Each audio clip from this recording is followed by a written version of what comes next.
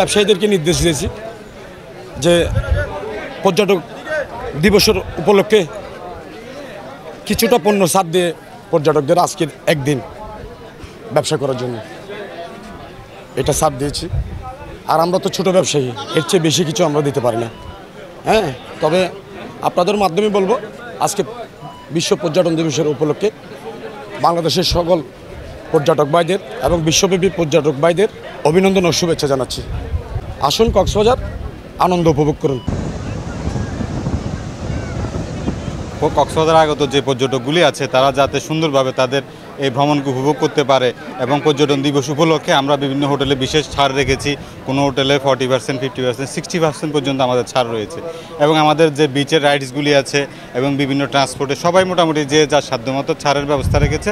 আমরা চাই এই বিশ্ব পর্যটন দিবসের মাধ্যমে এটা যে প্রতিবাদ্য বিষয় শান্তির সোপানের মাধ্যমে আমরা বিশ্বের দরবারে পর্যটকদেরকে কক্সবাজার স্বাগতম জানাতে চাই।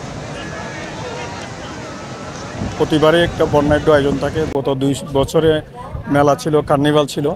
এবার এই মেলাটা আগামী মাসের শেষের দিকে হবে। আর শর্ট টাইমের কারণে 2 দিন ব্যাপী যে প্রোগ্রাম সেটা হলো, গতকাল আমরা বিচ ক্লিনিং করেছি, আজকে র্যালি হলো, বর্ণাঢ্য র্যালি হলো।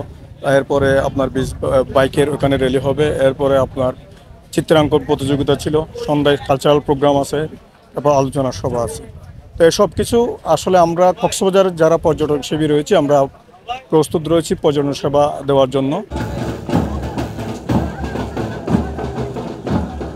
আজকে যে র্যালিটা হয়েছে এটার মাধ্যমে জানা যায় সারা বিশ্বে আমরা কক্সবাজারবাসী পর্যটনের ক্ষেত্রে পর্যটন যারা আসে, মেহমান যারা আসে, ওদেরকে সবসময় আন্তরিকতার সহিত আমরা ওদেরকে আপ্যায়ন করার এবং ওদেরকে খুশি রাখার চেষ্টা করি।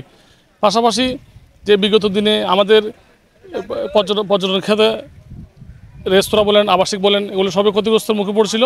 আমরা আশা করতেছি এইবারের এই 27 সেপ্টেম্বরের মধ্য দিয়ে বিশ্ববাসীকে জানাতে চাই এবং বাংলাদেশবাসীকে জানাতে চাই যে আমরা ওদের সূত্রে ঘুরে দাঁড়াবো এবং আমাদের পর্যটন ব্যবসা আরও বেগবান হবে। কক্সবাজার আসেন যখন একটা পরিবার, তখন সারা বছরের সঞ্চয় হয়তো নিয়ে কিংবা 2 বছরের সঞ্চয় নিয়ে তারা আসেন। এটি আমরা সেটাকে প্রতি শ্রদ্ধা জানাই।